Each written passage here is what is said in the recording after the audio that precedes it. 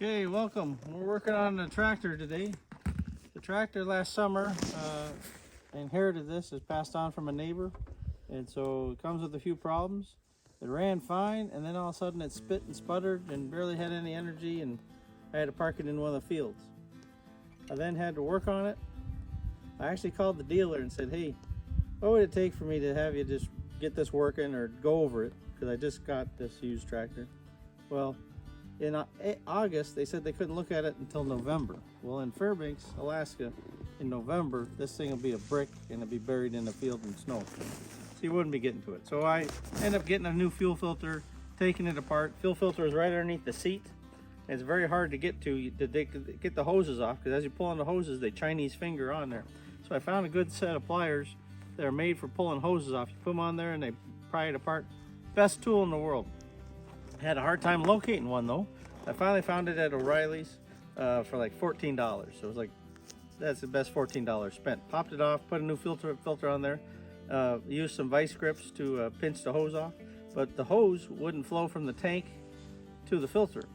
So I didn't have my compressed air, so I ended up just blowing in the hose back, bubbled up into the tank, and then it started flowing. So then I pinched it off, put the fuel filter together. Well, then it ran great. But here this spring I got it out, I ran it for like maybe a half hour or so, ran good, but then it plugged up again. Acts up, doesn't get any fuel, so I think I have a problem there. Last summer, when I had that problem, I found this strainer online, which is the perfect size. Somebody commented online, and it was great to read those comments.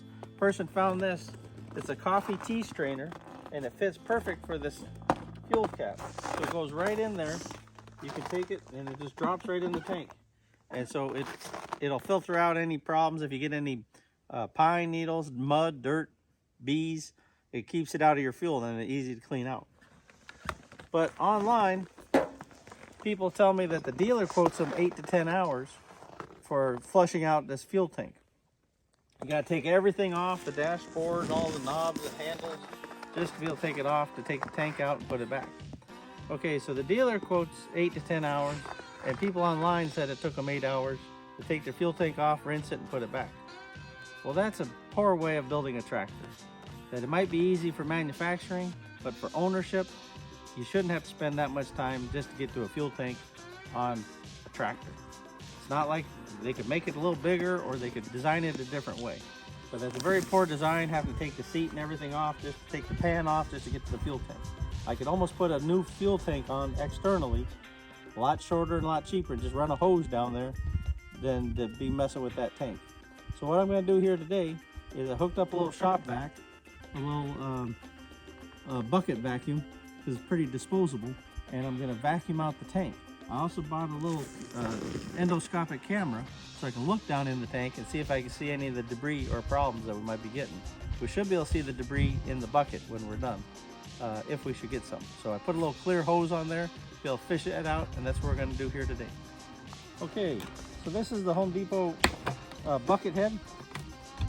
Pretty inexpensive. I have some shop vacs, but I didn't want to have to clean them up or fix it if it should make a mess. And so I bought one of these, and I can get this unput now. That's not like the cold. There we go. So basically it's a wet dry vacuum, and then it drains right into a bucket. And so that way I should be able to see any debris that I capture. If I have to, I can then just sacrifice this whole unit and dispose of it, and it's not much of a cost. Compared to a regular shop vac here, costs 130, 150 bucks. So, and it has a lot of black plastic stuff, so I may not be able to see what's in there. With this orange, I should be able to see any contaminants real easy. So let's give it a try.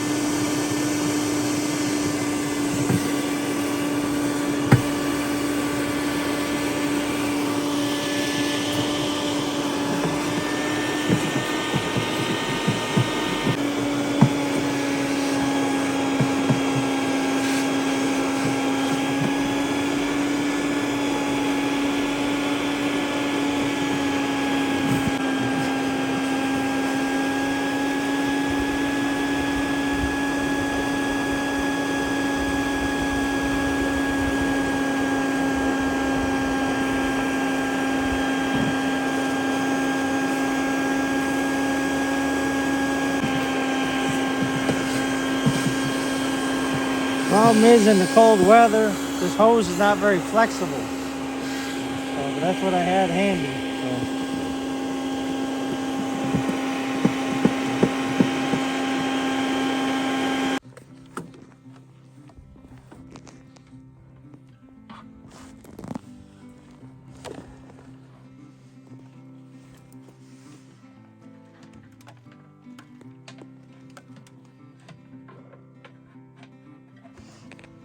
Okay, so what I'm going to do is take this tank, put some more diesel in there, see if that'll rinse any more out with another vacuum before I fill this bucket, and then with fuel, and then we'll put the strainer back in and try it out.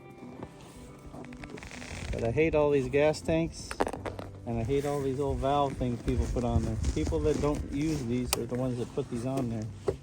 They need to get out and try to use these things. It's problematic.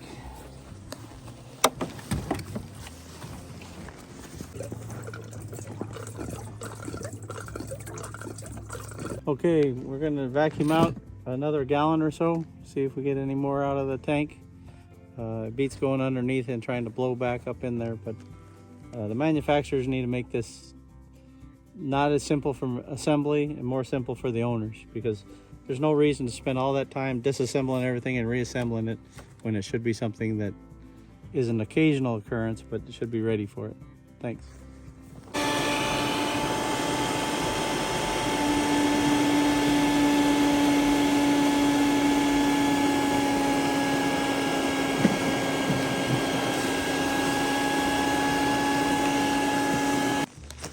So this is the strainer that I mentioned earlier. This was like $11 off Amazon. Greatest thing in the world, because this will catch any type of debris and filter out the fuel secondary before it goes in the tank. So I hope I got the obstructions in the tank. I haven't seen anything in the fuel, but look at this. This filter just fits right in here perfect. And then the fuel cap goes right on top. So it's like, that is darn handy. And why the dealer didn't have that, or why the manufacturer didn't do that for $11. I mean, charge me $20, whatever, but it beats 8 hours of taking the tank apart. So trying to get the tank off to rinse out the tank. So let's see if we fixed it, and I'll keep you posted. Okay, did I tell you how much I enjoy these new fuel tanks? I really don't. These gas cans, I'm glad they could charge me $30 for a piece of plastic, and then the flow does not work worth a darn. You got to press and pull all this, and then it barely comes gurgling through.